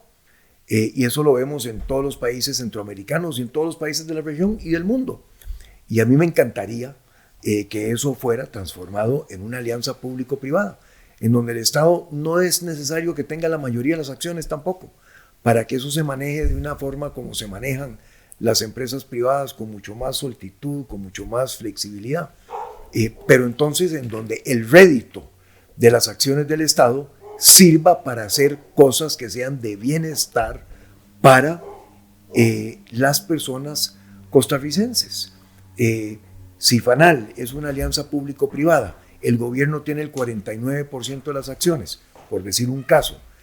Los productores agrícolas de este país, las cooperativas que están en el mundo de la caña y otras cooperativas del sector agropecuario se meten a ser las propietarias juntamente con el sector privado del 51% y manejan eso bien, mejor, y sacan y destilan licores de calidad que se vendan en los mercados internacionales. Y como el Estado es dueño del 49%, le toca un rendimiento, ¿verdad? Un dividendo a final de año por las utilidades de la empresa, que lo pueda dedicar a ayudarle a los pequeños agricultores de este país. A mí me parece que eso es una, no solamente mucho mejor utilización de un activo estatal, sino que es una justa distribución del ingreso. Y es que en Costa Rica necesitamos producir mucho más riqueza, pero también distribuirla mucho mejor. Producir mucho más riqueza. No le tengamos miedo a producir mucho más riqueza. No le tengamos miedo a ser un país mucho más productivo, porque un país que no produce reparte pobreza, y eso no es lo que queremos, pero también queremos una mejor distribución del ingreso. Ahora, usted me pone el caso de Recope. Pues lo sencillo sería decir si yo estoy de acuerdo con la apertura del monopolio y la privatización de Recope. Eso es lo sencillo, lo fácil. A mí me cuesta muy caro políticamente decir que no estoy de acuerdo con esa posición. Pero no estoy de acuerdo con esa posición porque he estudiado el caso de Recope y nadie me ha podido mostrar lo contrario. Por ejemplo, nadie me ha podido mostrar que si usted le quita los impuestos a los combustibles en Costa Rica y en Centroamérica y Panamá para comparar naranjas con naranjas, es decir, el precio de los combustibles sin los impuestos, nadie me ha podido probar que en Costa Rica tenemos los más baratos. Y eso es lo que yo sostengo, y es cierto. Los combustibles en Costa Rica, sin los impuestos, son más baratos que en cualquier otro país de la región sin impuestos. Son también los de mejor calidad y nadie me ha podido probar lo contrario. Ahora, que los impuestos a los combustibles son altísimos. Sí, son altísimos. Son altísimos, claro. Y tenemos que buscar la manera de poderlos bajar. Y me preocupa esto muchísimo porque el petróleo hace un año estaba a $40, hoy está a 93 o 90 el Brent. Y si hay guerra en Ucrania, se va a 125. O sin guerra se puede ir a 150 por la especulación de los mercados hacia el final de año. Y vean lo que eso nos causa. Entonces estamos buscando de una manera muy diligente cómo se puede bajar la carga fiscal que hoy pesa sobre los combustibles. Porque esa es nuestra responsabilidad. Pero eso es otro motivo para avanzar hacia el hidrógeno verde y hacia los biocombustibles. Y en los países centroamericanos, en donde no hay un recope, y hay 3 o 4 o 5 importadores, a la vuelta del día se ponen de acuerdo los 3 o los 4, forman un oligopolio, ¿no? Y suben los precios y terminan pagando más por los combustibles como lo hacen en esos países. Tal vez ahí la pregunta puntual, podemos hablar de que las instituciones en sí, de Recope o el FANAL, puedan ser salvadas de alguna manera u otra, y eso es una discusión que se puede tener. A pesar de eso, la institucionalidad de los entes, por ejemplo, el hecho de que Recope hoy tenga una planilla extensa, que la planilla del FANAL, claramente, si se están consumiendo el 95% del CNP en deudas, no sea la planilla más eficiente, Sí. nos puede hacer pensar que lo que hay que reformar, entonces, que sí tiene que haber una reforma de esas planillas. Y ahí donde yo creo que tal vez la gente diría, está bien, salvemos Recope, o quedamos con Recope y que se transforme, o está bien, salvemos FANAL. Pero eso significa que habrían recortes de planillas, que veríamos disminución de personas, porque ahí es donde yo creo que la gente puede tener esa divergencia que dice usted de opinión o pensamiento. Bueno, yo no parto del hecho, y yo creo que nadie, ustedes tampoco y nadie parte del hecho de salvar una institución por salvarla. No. Las instituciones tienen que cumplir con un cometido social, ¿verdad? Para eso están, para eso las inventamos, para eso las hicimos. Y si no están cumpliendo con un cometido social, tienen que ponerse las pilas a acometerlo y a cumplir con la misión que le damos las y los costarricenses, o se están condenando ellas mismas a desaparecer. Aquí no estamos para que, ¿verdad?, hayan free riders, como dirían en el norte. No. Aquí todos tenemos que contribuir, todos tenemos que trabajar y todos tenemos que cooperar para rescatar a Costa Rica. En una coyuntura como la que vivimos, con 500,000 personas sin empleo, tampoco estoy por llegar a decirle a 5,000 trabajadores en el Estado, váyanse para la casa. Detrás de cada uno de esos trabajadores hay una familia. Detrás de cada uno de esos salarios, estoy seguro que en la coyuntura de hoy hay una ayuda a un pariente que perdió el trabajo, a una vecina que tuvieron que prestarle un dinero, a un auxilio que tuvo que dársele a algún otro familiar, porque las cosas están realmente muy mal. No se trata entonces de agravar las cosas, se trata más bien de, por parte del Estado, poner orden en las instituciones, que seamos más eficientes, porque necesitamos hacer mucho más con los mismos recursos y sin impuestos. Que me llama Y eso- mucho la atención Sí. ahora usted estaba hablando que Pietro mencionaba Recope, de bajar los impuestos de la gasolina y demás, pero algo que se le achaca a usted más bien es esa implementación de nuevos impuestos. Entonces quería preguntarle ¿Cómo cuáles? qué podemos esperar en cuanto a esas reformas, aumentos o cambios en el régimen tributario del país. Sí. Dos cosas. Primero aprovecho para rectificar otra cosa que se dice muy comúnmente sobre este servidor de ustedes, que es que yo soy el que le puse los impuestos actuales a los combustibles. Si nos vamos a leer los documentos, encontraremos que durante mi gobierno se le puso efectivamente un impuesto del 15% a los combustibles, por decreto, y que antes de salir de gobierno lo eliminamos. Fue prácticamente 1 año y medio, 2 años después, que se pusieron por ley los impuestos a los niveles que tienen hoy los combustibles en nuestro país. Eso como rectificación para que todas y todos tengamos los datos correctos. Segundo, no más impuestos. Esta economía no aguanta y más bien tenemos que ir a un rebalanceo de cosas como cargas sociales. Tercero, una simplificación de los impuestos. Estoy de acuerdo con don Eli Feinsack en ese sentido. Hay que simplificar lo que es el régimen tributario en este país. Hay algunos impuestos que sí estoy seguro cuesta más cobrarlos de lo que se recaudan y esas cosas no deben ser, ¿verdad? Ahí es donde es necesario la transformación de instituciones con liderazgo, con visión, sabiendo para dónde queremos ir. Y cuarto, diría que la mejor manera de reducir déficit de una manera sostenible y de poder empezar a reducir deuda es con una economía que crece. Es que la economía costarricense tiene 10 años en que no ha crecido más de, no ha llegado ni al 3% anual. El crecimiento de este país tiene un potencial, sobre todo hoy en el mundo que vivimos, que es un mundo arremolinado, pero que tiene oportunidades para Costa Rica. Nosotros deberíamos de estar creciendo al 5, al 6, al 7, al 6. Esa es una economía que crece y que nos permite entonces, ¿verdad? No solamente las oportunidades de trabajo y de poder avanzar que todas y todos queremos y necesitamos, sino que también con un mayor dinamismo económico, que se paguen los impuestos que se pagan hoy en día y que esos impuestos sirvan para ir haciendo las cosas que hay que hacer y para bajar deuda. Don José María, hablando de reformar instituciones. Por favor.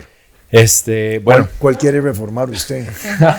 Bueno, creo que todos necesitamos que nos condonen las deudas de la caja, yo creo. O sea, un buen 49% de los costarricenses, tristemente. Usted me está hablando de los independientes. Sí. Tristemente y lamentablemente, no sé si vio que esta semana o la semana anterior salió que la Sala Cuarta cerró de forma definitiva la puerta para realizar esta condonación de deudas. Además, la Caja se pronunció y dijo que aunque sí estaría dispuesta a ver una propuesta de amnistía de multas para patronos e independientes, serían por 10 años retroactivos. Algo que, en mi opinión, no movería la aguja de mayor medida en cuanto a la inscripción formal a la Caja. ¿Cómo se enfrentaría usted a este problema? ¿Se necesitaría una reforma constitucional? ¿Estaría usted dispuesto a hacer una reforma constitucional? Creo que, ¿verdad? Ya en un par de veces usted ha mencionado anteriormente que efectivamente necesitamos una reforma constitucional y, ¿verdad? Eso conlleva todo un conflicto en cuanto a reformar la Constitución. ¿Está a favor usted de la condonación de estas deudas? Completamente. Yo estoy a favor de que todas las personas estén en la formalidad y de que tengan derecho de contribuir a las cargas sociales, porque eso les garantiza no solamente el adecuado cubrimiento por parte de los sistemas de salud y de bienestar que se financian con esas cargas sociales, sino que también les damos la oportunidad de contribuir a los programas sociales en este país. Es que la democracia no solamente es pedirle, es también contribuir a ella. Y yo creo que eso tenemos que tenerlo muy claro siempre. Entonces, el que tengamos a la mitad de las personas económicamente activas fuera de la formalidad es un despropósito completo. Deberían de estar en la formalidad. Y si las matemáticas, y si las cosas fueran así de sencillo, uno podría decir, si aumento la formalidad al doble, porque la mitad está fuera, puedo bajar las cargas sociales a la mitad y debería terminar con los mismos ingresos, ¿verdad? Bueno, las cosas no son tan sencillas como eso, pero hay algo de eso. Es decir, si Costa Rica de verdad, como yo quiero que lo hagamos y lo vamos a hacer, nos ponemos las pilas a movernos hacia la formalidad, que significa simplificar la entrada de las personas a la formalidad, podemos empezar a bajar las cargas sociales en este país de una manera significativa, porque vamos a tener la contribución de la mitad de las personas que no lo están haciendo. Entonces, que un trabajador independiente llegue a la caja y diga, yo me quiero formalizar. ¿Cuántos años tiene de trabajar? Tengo 12, me debe tantos millones. Me parece que es un despropósito absoluto. Si ese reglamento que usted menciona, que no conozco de la caja, les permite decir que se condonan hasta 10 años, ese reglamento debe servir para decir, se permite que se condonen hasta por 50 años, si es una cuestión del reglamento. Y si es por reglamento, lo vamos a arreglar. Y si requiere una enmienda constitucional, la llevaremos al Congreso de la República, porque no puede ser que en la Constitución tengamos algunas disposiciones que van en contra del beneficio de las personas. Y el beneficio de las personas es estar dentro de la formalidad. Yo inclusive voy más allá. Un trabajador independiente, hoy en día, que llega a la caja, digamos que no debe nada, o digamos, y que se formaliza, resulta que ese trabajador independiente, ¿por qué es independiente? Va a pagar un porcentaje de su salario más alto que si es un trabajador asalariado. ¿Por qué? Digo, ¿cuál es el motivo? Yo no lo veo. Yo pienso que el trabajador independiente no se le debe castigar. Qué dicha que es independiente, qué dicha que es un emprendedor, qué dicha que está ejerciendo su profesión, qué dicha que está realizando su sueño económico. Pero ¿por qué lo vamos a castigar?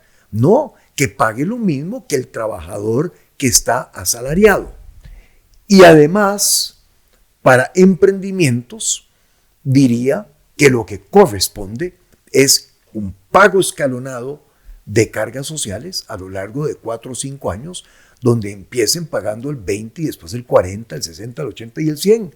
Porque un emprendimiento que pretendemos ayudar, y eso es lo que queremos, pero que le ponemos el 100% de las cargas sociales desde el primer momento, es ahogar al emprendimiento. Entonces, hay disposiciones de estas, en donde cuando yo digo que queremos un Estado que esté a favor de las personas, estas son las cosas de las que estoy hablando. Estas son las cosas de sentido común que debemos de hacer. Es que en qué momento nos alambicamos tanto. Un enorme punto de contención que tal vez continúa apareciendo es el tema de las pensiones de lujo en Costa Rica. Ahí su contrincante político se ha pronunciado muy fuerte en contra de las pensiones de lujo y ha dicho que las va a quitar de derecho, tal vez de las que están actuales o no. Hay una cierta falta de claridad en ese tema, pero es un tema que se ha tocado mucho. ¿Qué piensa hacer usted sobre ese tema? ¿Buscaría una reforma actual a las pensiones de lujo? ¿Piensa quitárselas que ya tienen? ¿Verdad? Es un tema que yo creo que a los costarricenses les preocupa. Por supuesto. A lo largo de los años se ha venido legislando para ponerle impuestos extraordinarios a las pensiones de lujo, cosa con lo cual yo estoy de acuerdo. La Sala Constitucional ha dicho que no se puede rebajar más del 50% de lo que era el monto original de la pensión, porque califica que el hacerlo sería confiscatorio y que violenta la Constitución. Yo estoy de acuerdo en que vayamos dentro de nuestro ordenamiento jurídico y con respeto por nuestra institucionalidad, en este caso a una reforma de nuestra Constitución para que ya de una vez por todas nos quitemos ese elemento que a todas y a todos nos mortifica. Yo también he dicho que renuncio a mi pensión como expresidente. Tengo, de verdad, también he dicho en qué empleo esos fondos, que los he empleado en programas, en becas, a través de la fundación que establecí desde el 98, pero con total entendimiento y con total pasión renuncio a una pensión de expresidente. Y entonces quiero avanzar a decir lo siguiente. El propósito de las pensiones es que después de una vida de mucho trabajo, podamos vivir con dignidad. Y yo pienso que eso hay que tenerlo muy claro a la orden de avanzar con reordenamientos de las pensiones en este país. Las pensiones deben permitir vivir con dignidad. Ese es el foco principal. El otro elemento que quiero mencionar es que un elemento de justicia es que las pensiones sean de acuerdo a lo que uno haya contribuido por ellas, ¿verdad? Entonces, por ejemplo, el régimen de Jupema, de las y los educadores, es un régimen que hoy en día tiene las mejores pensiones en términos del porcentaje del salario que reconocen para las personas que se pensionan. Pero claro, los educadores también han pagado mucho más que eso. Han pagado mucho más que el IBM y entonces tienen derecho a tener su propio régimen de pensiones porque han pagado por él. Entonces, ahí es donde yo pienso que tenemos que evolucionar. El reconocer que la pensión es para que la persona pueda vivir con dignidad al final de una vida laboral y el también reconocer que si no tenemos a todas las pensiones dentro del mismo régimen del IBM, pues que los regímenes que tenemos por fuera sean regímenes en donde las personas han contribuido al monto de la pensión que vayan a tener. Y con esos dos principios yo pienso que podríamos avanzar mucho en esto. Quiero también mencionar que hoy en día no deja de preocuparme el que por falta de opciones de inversión en nuestro país, fondos de pensiones de costarricenses estén invirtiendo en el exterior. Y yo puedo entender la necesidad de una diversificación de la cartera, digamos, para evitar, ¿verdad?, riesgos, tener un poquito colocado por aquí, tener un poquito colocado por allá, esto y que lo otro. Pero me parece que también hay que tener mucho cuidado en los fondos que vayan a colocar los fondos de pensiones en el exterior. Ahora, en el mes de enero, la bolsa de Nueva York cayó casi un 7%. Y si hay guerra en Ucrania, podría caer otro 10%. De todas maneras, hay analistas económicos que andan diciendo que desde hace rato los valores de la bolsa están súper inflados. Que yo creo que podemos decir que casi que es inevitable una guerra en Bueno, Rusia. yo también, yo creo que sí. Ucrania. Y entonces usted tiene analistas financieros que dicen que la bolsa está inflada, que se espera una corrección de precios, o sea, una bajada de precios. Tenemos elementos como el de una guerra en Ucrania, la caída en enero, y bueno, yo quisiera saber cuántos millones de dólares tienen fondos de pensiones de costarricenses colocados afuera y en bolsa en Nueva York, y cuánto podría significar esa corrección. Yo más bien preferiría que los fondos de pensiones de las y los costarricenses se quedaran en Costa Rica y que los invirtiéramos en infraestructura con una garantía de repago por parte del Estado. ¿Qué es infraestructura? No son solamente caminos y carreteras. Es que la Caja Costarricense del Seguro Social necesita hoy en día 2 o 3 hospitales. Necesita el Tony Facio en Limón. Necesita el hospital de Cartago que lleva años de planear si no arranca. Necesita un hospital en Desamparados. 3. Probablemente necesite otro.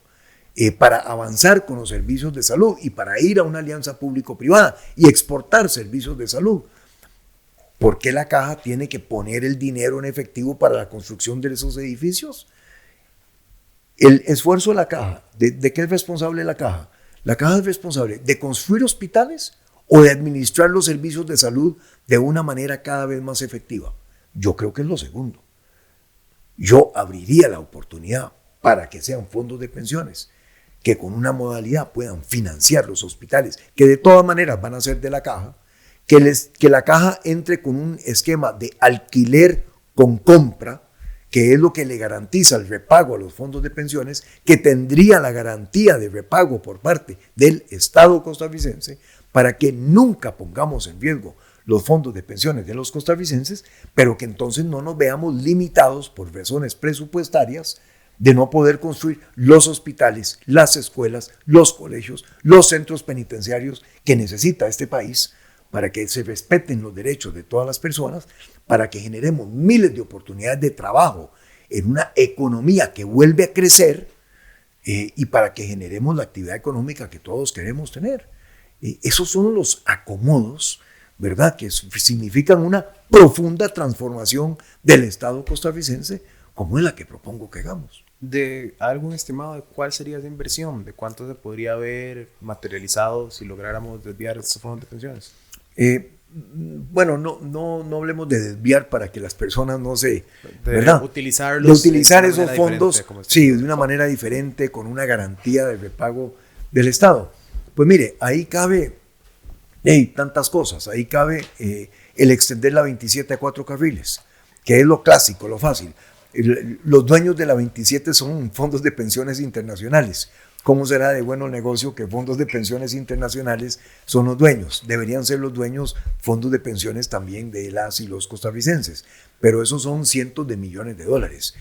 No tengo un estimado, Pietro, de cuánto vale un hospital hoy en día, pero un hospital debe valer 200, 250, 300 millones de dólares si hacemos hospitales de primer orden con toda la tecnología que queremos para que puedan contribuir a esa exportación de servicios médicos. Entonces estamos hablando probablemente de miles de millones de dólares que podríamos aprovechar en levantar infraestructura que el país necesita y que son una extraordinaria oportunidad de rendimientos mejores para los fondos de pensiones con una garantía de repago del Estado. Y don José María, entre las propuestas de su plan de gobierno para erradicar la pobreza extrema, se encuentra crear un piso económico familiar que permita garantizar una renta mínima familiar a los hogares que no alcanzan un nivel mínimo de ingresos. ¿Cómo se va a financiar esta renta mínima familiar sin afectar otros presupuestos del Estado y para poder asegurar que sea una solución que se sostenga con el pasar del tiempo? Sí. Y que no pase lo que pasó con otras ayudas sociales como con el bono proteger.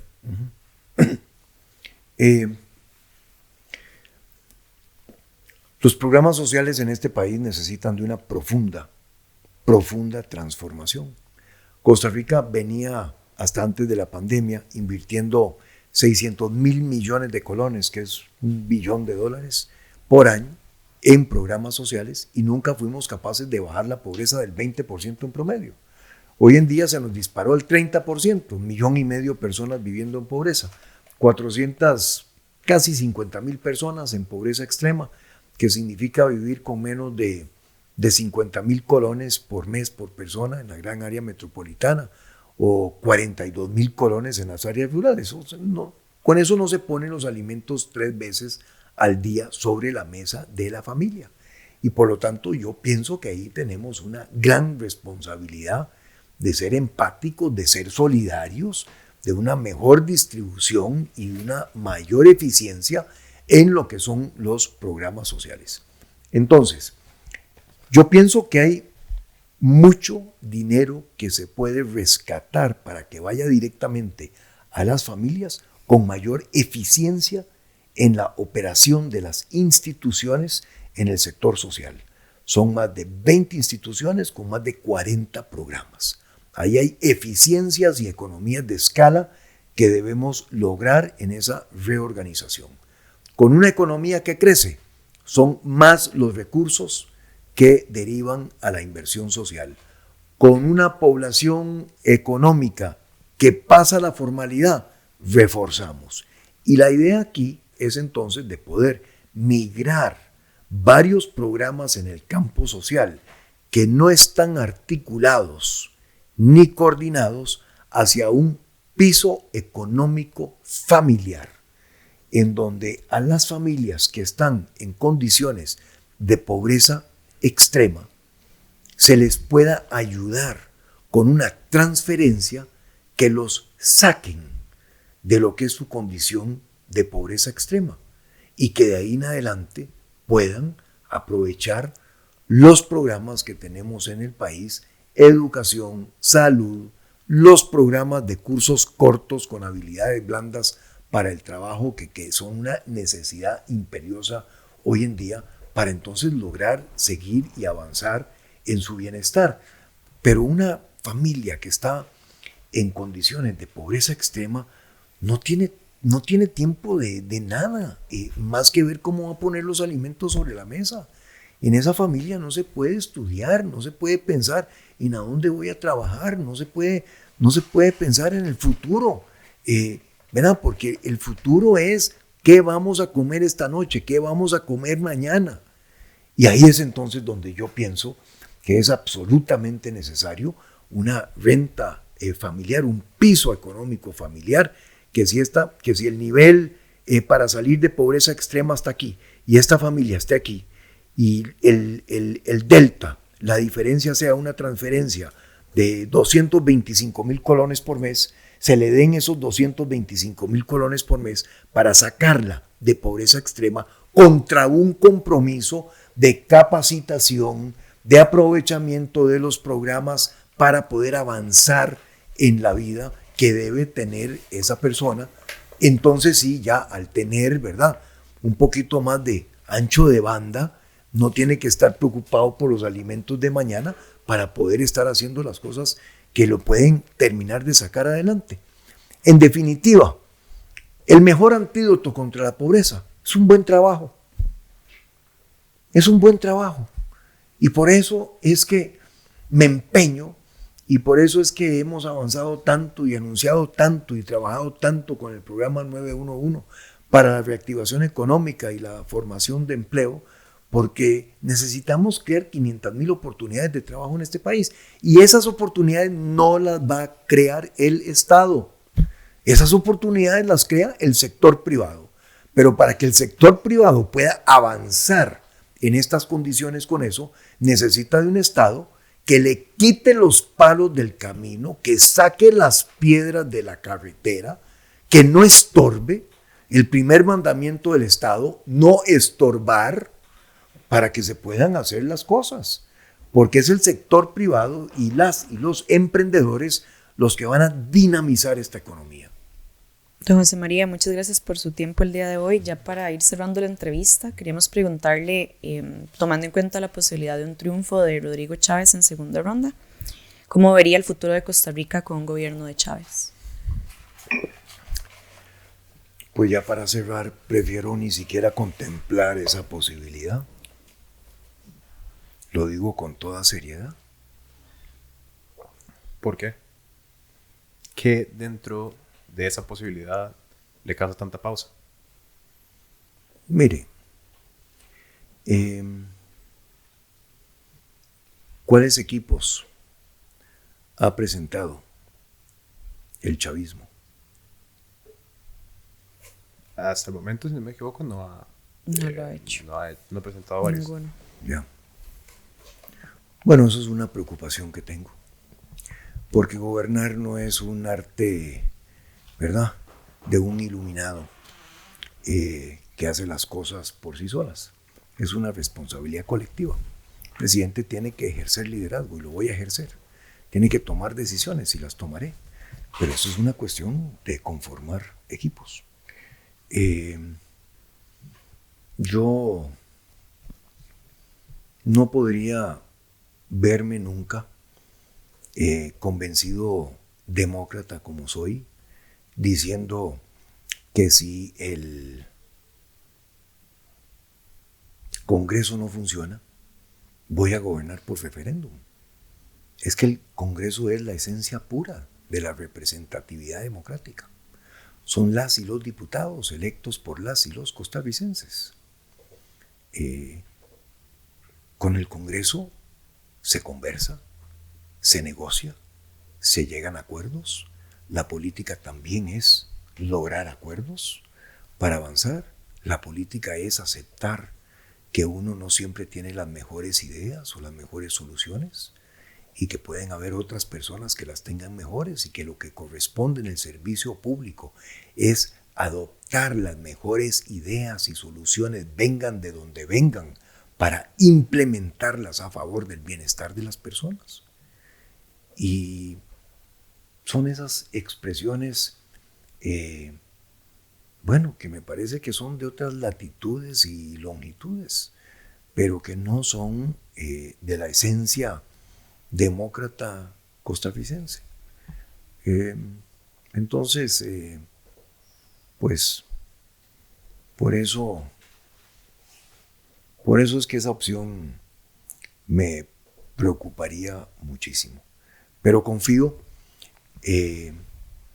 Confío en la sabiduría de las y los costarricenses, que periodo tras periodo han ido a las elecciones, muchas veces con todas las dificultades, como en esta oportunidad de una pandemia y de las dificultades económicas y de la crisis que vive el país y de que estamos en este estado de emergencia. Y confío que lo haremos el próximo 3 de abril y que lo haremos con un absoluto reconocimiento del respeto que merece nuestra institucionalidad, nuestra democracia, pero sobre todo todas las personas en este país. Don José María, por último, es casi sorprendente que tenga que preguntarlo, pero lo estoy haciendo a los dos lados. En caso de que no se diera el resultado que usted quiere y que usted ganara la elección, ¿ustedes tendrían alguna duda de aceptar los resultados electorales que presente el Tribunal Supremo de Elecciones? Jamás, ninguna. El Tribunal Supremo de Elecciones en nuestro país, primero, es un motivo de orgullo nacional. Es un motivo de orgullo. No hay una y un costarricense que no se sientan orgullosos de lo que es el Tribunal Supremo de Elecciones. Y además es el Tribunal Supremo de Elecciones, estoy casi seguro que el más reconocido de toda América Latina. Aquí vienen los Tribunales Supremos de Elecciones de otros países a entrenarse, a aprender de lo que ha hecho el nuestro. Y me siento súper orgulloso de que por primera vez en la vida de este país tengamos a una magistrada como presidenta del Tribunal Supremo de Elecciones. Estoy seguro que lo van a hacer admirablemente bien. Y por supuesto que estamos siempre a las órdenes del tribunal y siempre respetuosos de su majestad, de su investidura, pero sobre todo de la seriedad y la propiedad con que nos han ayudado a desarrollar nuestra democracia. Muchísimas gracias, don José María. Muchas gracias, muy Muchas amables. Muchas gracias. Les por su agradezco la tiempo. invitación.